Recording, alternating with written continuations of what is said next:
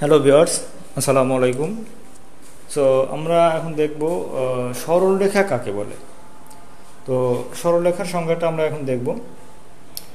বিন্দু চলার পথে দিক পরিবর্তন না করে যদি একটি নির্দিষ্ট পথে চলে, তাহলে চলার পথে যে রেখা উৎপন্ন হয় তাকে সরলরেখা বলে।